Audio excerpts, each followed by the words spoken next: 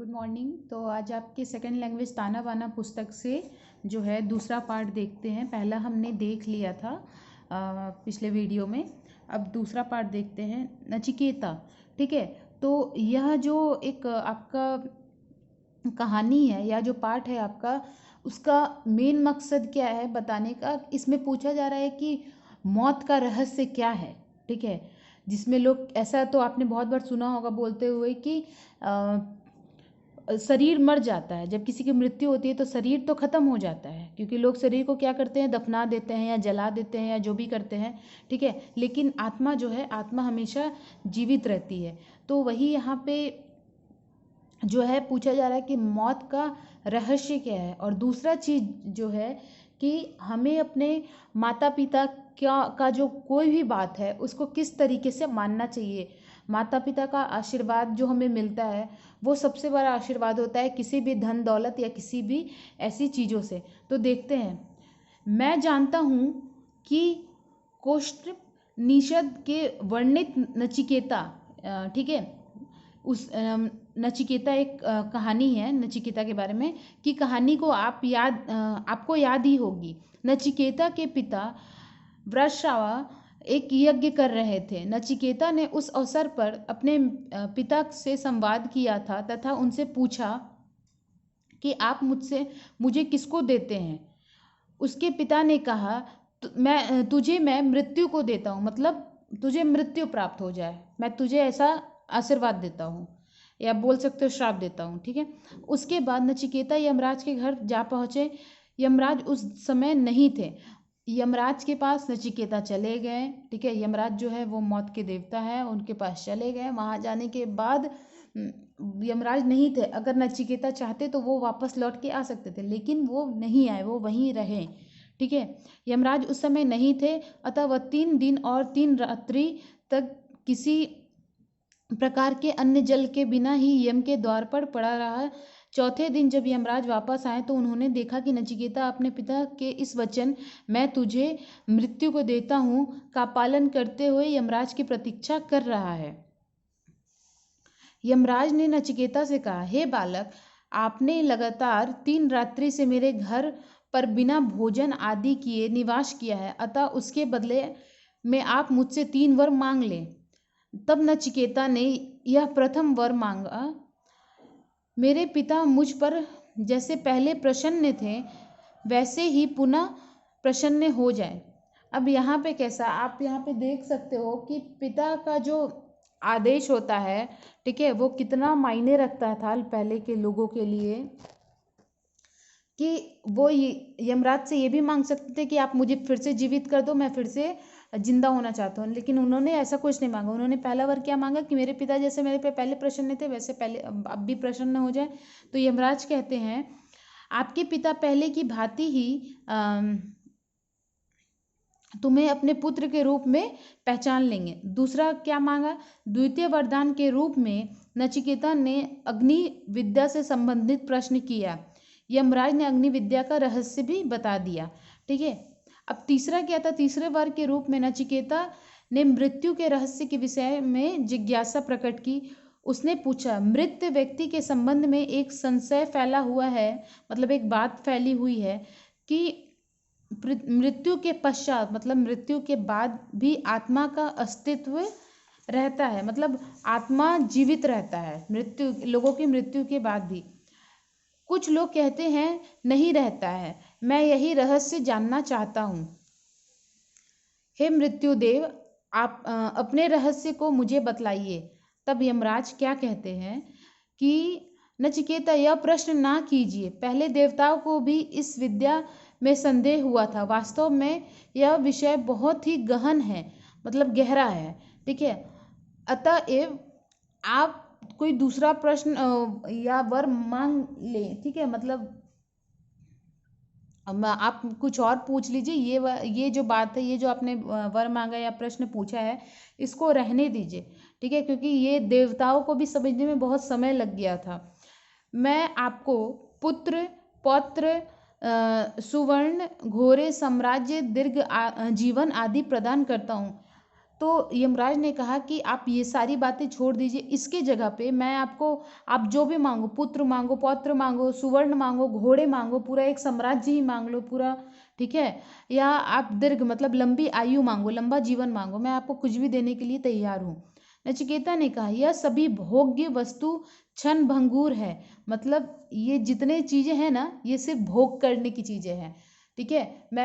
मानो कि मुझे अगर सोना मिल जाता है, सोना क्या हो गया, सोना मिल गया, मैंने उसको ले लिया, पहन लिया, या उसको अपने पास रख लिया, उसके बाद क्या ये सारी चीज़ें मेरे साथ मेरे मरने के बाद, जब आज अगर मेरे पास बहुत 1 करोड़ रुपए है मानो, ठीक है, तो क्या 1 करोड़ रुपए और मेरे पास आज पैसे हैं और कल मेरी मृत्यु हो जाती है, ठीक है, तो क्या मैं उस पैसे को अपने साथ ले जाऊंगी? कभी नहीं ले जाऊंगी, ठीक है। मेरे साथ क्या जाएगा, तो मेरे शरीर पर एक मेरा जो कफन रहेगा वो मेरे साथ जाएगा, और उसके अलावा मैं कितने भी अरबपति ही क्यों ना रहूं, दुनिया का कितना भी कोई अमीर आदमी ही क्यों ना हो, अगर वो मरता है तो उसके साथ सिर्फ उसके शरीर पर एक कफन ही जाता है, उसके पीछे सारे पैसे छूट जाते हैं, तो वो जितने जो चीज़ें हमारे साथ वापस नहीं जाएगी, ठीक है, वो भोग की ही वस्तु है। जैसे आज अगर मानो तो आपके पास मोबाइल है जो कि आपको बहुत प्यारा है, ये क्या है, ये भोग की वस्तु है, आप यहाँ पे भोग करोगे, ठीक है, लेकिन अगर आपको कुछ होता है तो आपके साथ ये नहीं जाएगा, तो जो चीज़ें आपके साथ नहीं जा रही है वो भोग की ही वस्तु है, तो मतलब हम लोग भोग लेंगे, उसके बाद उस चीज़ से मन हट जाएगा। नचिकेता ने कहा फिर कि ये सभी भोग वस्तु क्षण भंगुर है, मतलब कुछ क्षण के लिए ही होता है, वह इंद्रियों के तेज को छीन कर लेती है। मतलब क्या होता है कि जब हम लोग जो, जैसे कि बहुत सारे ऐसे है, जैसे अभी मोबाइल है, ठीक है, तो बहुत सारे ऐसे बच्चे जो पहले मेहनत करते थे, जाके बाहर पढ़ते थे या कुछ भी, तो वो करना नहीं चाहते। दूसरी बात क्या है कि ये बहुत सारी चीज़ें ना जो हमारे इंद्रियों को कंट्रोल करती है, मतलब हमारे जो सेंसेस हैं, इंद्रिय का मतलब सेंसेस, इंद्रियों को कंट्रोल कर लेती है, ठीक है, अम, उस पर बहुत प्रभाव पड़ता है, तो मुझे ऐसी चीज़ें नहीं चाहिए। बड़ी से बड़ी आयु भी अल्प ही है, और कितना भी आप एज, मुझे अगर 100 साल का भी उम्र अगर आप दे देते हो, फिर भी क्या हो जाएगा, उससे उससे कुछ भी नहीं होगा। मरना तो मुझे 100 साल के बाद भी है, ठीक है, या मेरा अगर 110 साल भी हो जा रहा है, मैं बहुत साल जी लिया, फिर भी मुझे मरना ही है। अतः आप मुझे एकमात्र यही वर दें, ठीक है। यमराज ने इससे समझ लिया कि नचिकेता ब्रह्म विद्या में उत्तम अधिकारी हैं। उन्होंने कहा है, हे नचिकेता, अब मैं आपको अमृतत्व मतलब हमेशा जीने का, कभी ना मरने का, प्राप्ति का उपाय बतलाता हूँ। आप मेरी बातें ध्यानपूर्वक सुने। मनुष्य वासनाओं से बंधा हुआ है, ये वासनाएं इंद्रियों से उत्पन्न होती है, अपने मन तथा इंद्रियों का दमन करना चाहिए। शरीर रथ के समान है, जो हमारा शरीर है ये रथ है, ठीक है। इंद्रियां जो है, सेंसेस जो है, वो घोड़े हैं, हमारा घोड़े जैसे दौड़ते हैं वैसे हमारा कभी क्या होता है, अचानक से हम किसी चीज़ को देखते हैं, या हम जैसे कोई गर्म चाय अगर हमारे सामने ला के रख दो, तो हम लोग क्या करेंगे, उसको छुएंगे, हमारा क्या करेगा, हमारा सीधा सेंस काम करेगा और हम अपने हाथ को हटा लेंगे। तो इंद्रियां क्या है, वो तेज दौड़ती है घोड़े की तरह, इंद्रियां घोड़े हैं, मन लगाम है, मन क्या है, लगाम है, ठीक है।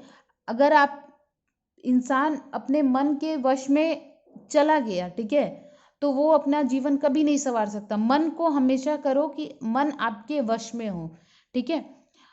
बुद्धि सारथी है, आत्मा रथ है, और स्वामी रथ का स्वामी है, और विषय उन घोड़ों का विचरण के मार्ग हैं। घोड़े विषय पदार्थों के पीछे भागते फिरते हैं, और रथ को भी अपने साथ घसीट लेते हैं, ठीक है।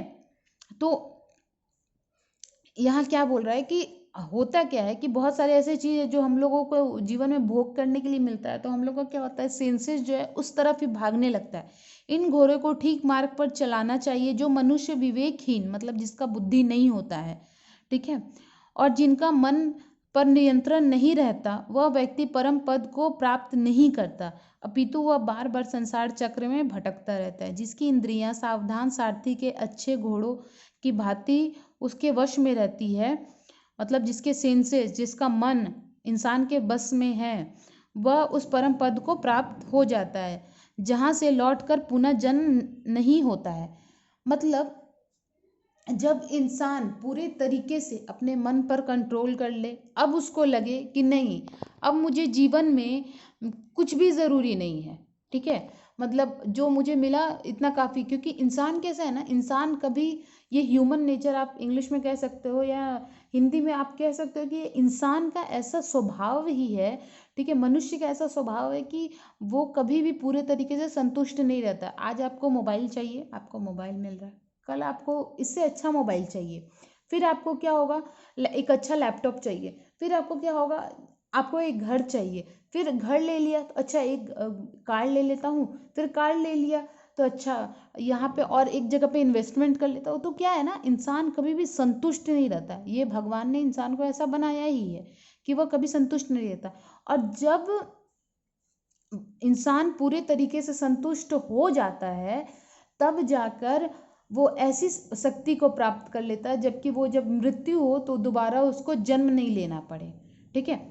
तो क्योंकि उसकी कोई भी इच्छाएं अब बाकी नहीं रही है, वश में रहता, उस वक्त परम पद को प्राप्त हो जाता है, जहाँ से वह लौटकर पुनः जन्म नहीं लेता।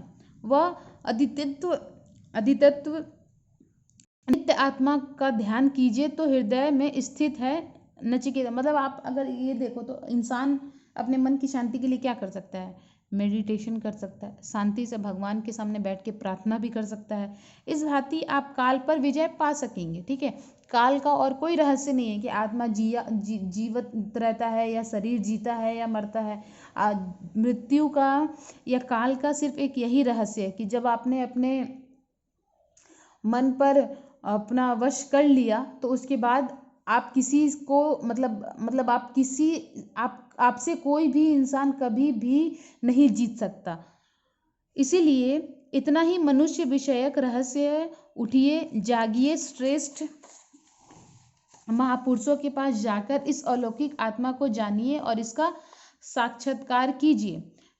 यमराज द्वारा दिए गए उपदेश से इस विद्या और योग की संपूर्ण विधि को प्राप्त करके नचिकेता जन्म मरण के बंधन से मुक्त तथा सब प्रकार की वासनाओं और विचारों से रहित होकर पर ब्रह्मा को प्राप्त हो गए। मतलब जब उनको पूरे तरीके से संतुष्टि हो गई कि उनको पता चल गया कि अच्छा जन्म और मृत्यु का क्या रहस्य है, तो वो पर ब्रह्मा को प्राप्त हो गए। ललितेश्वर मिश्रा जी ने ये कहानी लिखी है।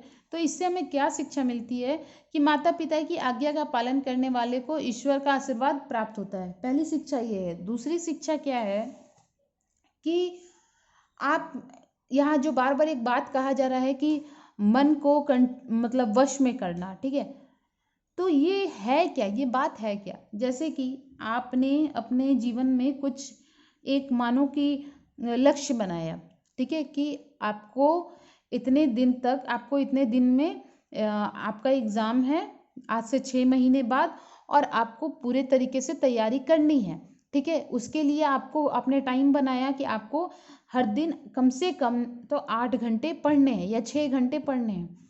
अब आप क्या कर रहे हो, एक दिन पढ़ लिया, 2 दिन पढ़ लिया, एक हफ्ता तक जैसे आपने रूटीन अपना बनाया था वैसे पढ़ लिया।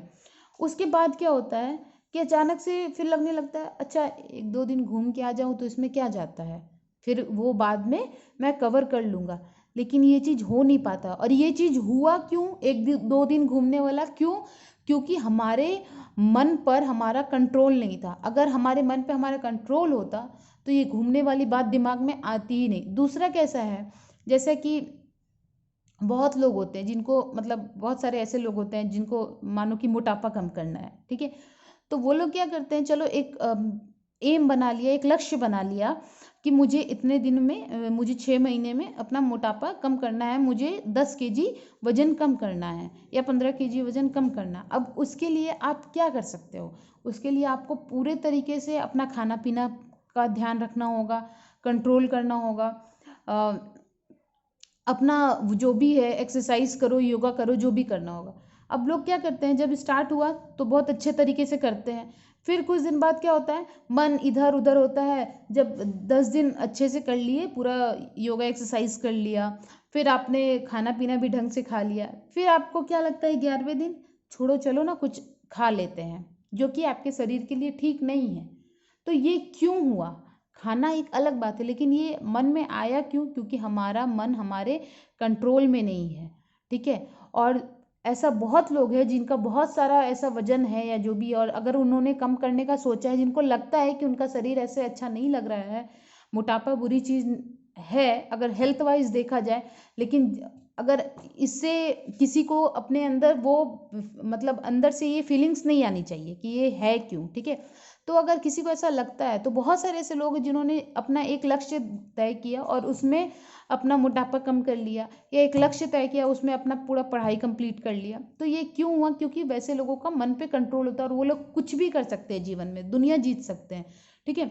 तो पहला बात तो हमें माता पिता के आशीर्वाद से या माता पिता की आज्ञा से हमें भगवान का आशीर्वाद मिलता है, और दूसरा बात क्या है कि हमें अपने मन पे हमेशा जो है कंट्रोल रखना चाहिए, ठीक है। तो ये आपका दूसरा पार्ट था। अब नेक्स्ट वीडियो में नेक्स्ट पार्ट देखेंगे। Thank you.